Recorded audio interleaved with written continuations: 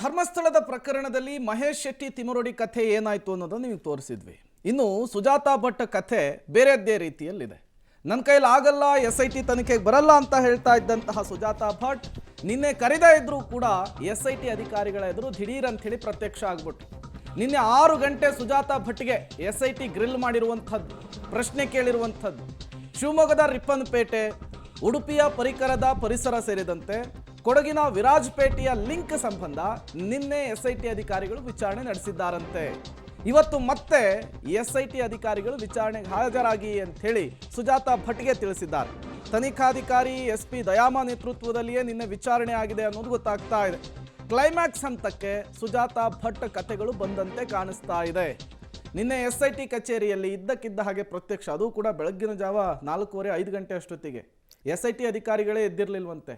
ಬಂದು ಕದ ತಟ್ಟಿ ಬೇಗ ಬೇಗ ನನ್ನನ್ನು ವಿಚಾರಣೆಗೆ ಒಳಪಡಿಸಿ ಅಂತ ಕೇಳಿದ್ರಂತೆ.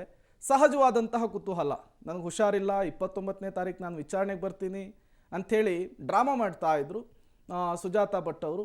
ಈಗ ಅದೇ ಸುಜಾತಾ ಭಟ್ ನಿನ್ನೆ SIT ಅಧಿಕಾರಿಗಳ ಎದುರು ವಿಚಾರಣೆಗೆ ಹಾಜರಾಗಿ ವಿಚಾರಣೆಯನ್ನು ಕೂಡ ಫೇಸ್ ಮಾಡಿದ್ದಾರೆ.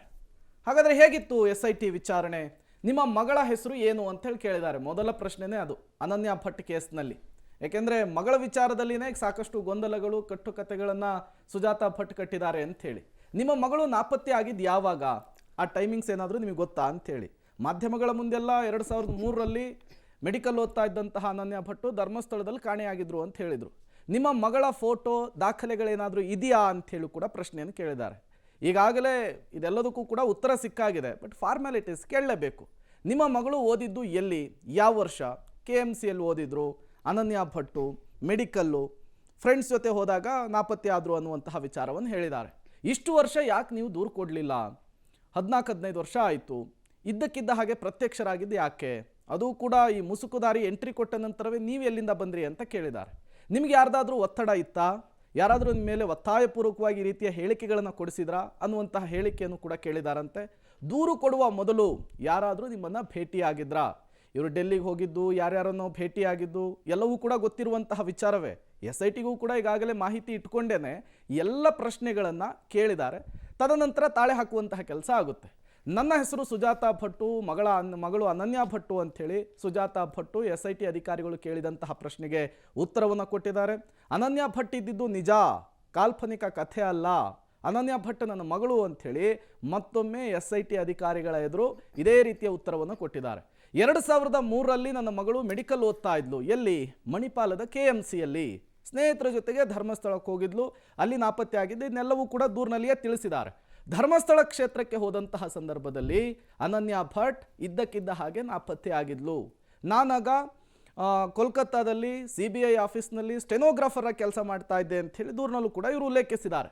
ನನ್ನ ಮಗಳು ಸತ್ತು ಹೋಗಿದ್ದಾಳೆ, ನಾನಿದನ್ನು ಕೇಳಲಿಕ್ಕೆ ಹೋದಾಗ ನನ್ನ ಮೇಲೆ ಹಲ್ಲೆ ಆಗಿತ್ತು, ಎಲ್ಲವನ್ನೂ ಕೂಡ ಮಾಧ್ಯಮಗಳ ಮುಂದೆ ಹೇಗೆ ಹೇಳಿದ್ರೋ ಯಥಾವತ್ತು ಉತ್ತರವನ್ನು ನಿನ್ನೆ SIT ಅಧಿಕಾರಿಗಳ ಎದುರು ಕೂಡ ಸುಜಾತಾ ಭಟ್ ಹೇಳಿರುವಂಥದ್ದು.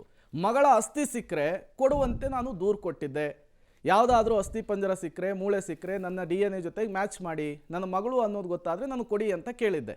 ಅನನ್ಯ MBBS ಓದಿದಂತಹ ದಾಖಲೆಗಳು ಕಳವಾಗಿದೆ. ಯಾಕೆ ಕಳವಾಗಿದೆ ಅಂಥೇಳಿ ಈ ಹಿಂದೆ ಕೂಡ ಪಬ್ಲಿಕ್ TV ಪ್ರಶ್ನೆ ಕೇಳಿತ್ತು ಸುಜಾತಾ ಭಟ್ಗೆ. ಮನೆಗೇನೆ ಬೆಂಕಿ ಹಚ್ಚಿದ್ರು ಅಂತ ಹೇಳಿಕೆ ಕೊಟ್ಟಿದ್ರು. ಮನೆಗೆ ಬೆಂಕಿಯನ್ನು ಹಚ್ಚಿ ದಾಖಲೆಗಳನ್ನು ನಾಶಪಡಿಸಿದ್ದಾರೆ. ಈ ವಿಚಾರವನ್ನು ಕೂಡ ನಿನ್ನೆ ಹೇಳಿರುವಂಥದ್ದು. ಸೂರತ್ಕಲ್ನಲ್ಲಿರುವಂತಹ ಮನೆಯಲ್ಲಿ ಎಲ್ಲ ದಾಖಲೆಗಳಿತ್ತು, ಫೋಟೋಗಳಿತ್ತು, ಅದಕ್ಕೆ ಬೆಂಕಿ ಹಾಕಿ ಸುಟ್ಟು ಹಾಕುವಂತಹ ಕೆಲಸವನ್ನು ಮಾಡಿದ್ದಾರೆ ಅನ್ನುವಂತಹ ಉತ್ತರವನ್ನು ಇದೇ ಸುಜಾತಾ ಭಟ್ ಕೊಟ್ಟಿದ್ದಾರೆ. ನನ್ನ ಹತ್ತಿರ ಅನನ್ಯ ಭಟ್ ಇದ್ದಿದ್ದಕ್ಕೆ ಯಾವುದೇ ದಾಖಲೆಗಳಿಲ್ಲ, ಮನೆಗೆ ಬೆಂಕಿ ಬಿದ್ದಾಗ ಎಲ್ಲವೂ ಕೂಡ ಸುಟ್ಟು ಹೋಗಿದೆ ಅನ್ನುವಂತಹ ಉತ್ತರವನ್ನು ಸುಜಾತಾ ಭಟ್ SIT ಅಧಿಕಾರಿಗಳ ಮುಂದೆ ಕೊಟ್ಟಿರುವಂಥದ್ದು. ಮತ್ತಷ್ಟು ಡೀಟೇಲ್ಸನ್ನು ಕೊಡ್ತಾರೆ ಸುಖಪಾಲ್, ನೇರ ಸಂಪರ್ಕದಲ್ಲಿ ಜಾಯಿನ್ ಆಗಿದ್ದಾರೆ. ಸುಖಪಾಲ್, ಇದ್ದಕ್ಕಿದ್ದಾಗೆ ಪ್ರತ್ಯಕ್ಷರಾಗ್ತಾರೆ ಸುಜಾತಾ ಭಟ್ಟು. SIT ಕೇಳ್ತವೆ ಒಂದಿಷ್ಟು ಪ್ರಶ್ನೆಗಳು, ಅದಕ್ಕೂ ಕೂಡ ಉತ್ತರವನ್ನು ಕೊಟ್ಟಿದ್ದಾರೆ. ಬಹಳಷ್ಟು ಜನ ಇದರಲ್ಲಿ ಹೇಳ್ತಾ ಇರುವಂಥದ್ದು ಸುಜಾತಾ ಭಟ್ಗೆ ಈ ಕೇಸು ಈಗ ಬೇಡವಾಗಿದೆ, ವಾಪಸ್ ತೆಗೆದುಕೊಳ್ಳುವಂತಹ ಚಾನ್ಸಸ್ ಕೂಡ ಇದೆ ಅಂಥೇಳಿ. ನಿಜಾನ? ಅವಾಗ ಏನಾದರೂ ಚರ್ಚೆ ಆಗಿದೆಯಾ, ಹೇಗೆ ಅಂಥೇಳಿ?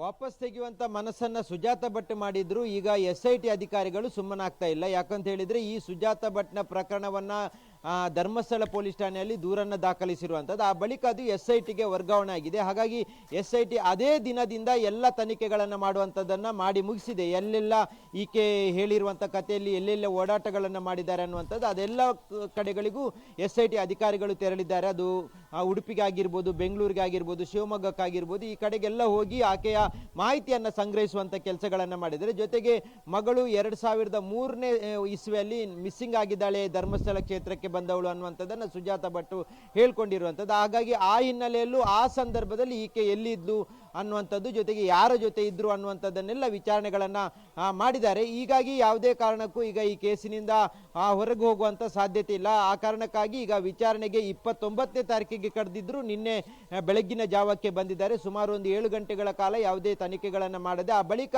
ಪ್ರಾಥಮಿಕ ತನಿಖೆಯನ್ನು ಮಾಡಲಾಗಿದೆ. ಸಾಕಷ್ಟು ಕ್ವಶನ್ಗಳನ್ನು ಕೇಳಲಾಗಿದೆ.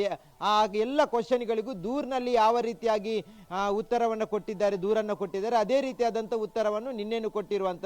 ಅನನ್ಯ ಭಟ್ ಅನ್ನುವಂಥ ಮಗಳು ನನಗಿದ್ಲು. ಅನನ್ಯ ಭಟ್ ಈ ರೀತಿಯಾಗಿ ಧರ್ಮಸ್ಥಳಕ್ಕೆ ಹೋದಂಥ ಸಂದರ್ಭದಲ್ಲಿ MBBS ಕಲಿತಾ ಇದ್ದಂಥ ವಿದ್ಯಾರ್ಥಿನಿ ಹೋದಾಗ ಮಿಸ್ಸಿಂಗ್ ಆಗಿದ್ಲು. ಎಲ್ಲ ಈ ರೀತಿಯಾದಂಥ ಆಕೆ ಆರಂಭದಿಂದ ಏನು ಕಥೆಗಳನ್ನು ಹೇಳ್ತಾ ಇದ್ಲು ಅದೇ ಕಥೆಗಳನ್ನು ಇವತ್ತು SIT ಅಧಿಕಾರಿಗಳ ಮುಂದೆನೂ ನಿನ್ನೆನೂ ಹೇಳಿರುವಂಥದ್ದು. ಇವತ್ತು ವಿಚಾರಣೆಗೆ ಕರೆಯುವಂಥ ಸಾಧ್ಯತೆ ಇದೆ. ವಿಚಾರಣೆಗೆ ಬಂದು ಮತ್ತೆ ಇವತ್ತು ವಿಚಾರಣೆ ಮುಂದುವರಿಯುವಂಥದ್ದು. ಪ್ರೇಮ್. ಓಕೆ ಸುಖಪಾಲ್, ಹಾಗೆ ಸಂಪರ್ಕದಲ್ಲಿರಿ, ಮತ್ತಷ್ಟು ಡೀಟೇಲ್ಸ್ ನಿಮ್ಮಿಂದ ಪಡಿತಾ ಹೋಗ್ತೀವಿ.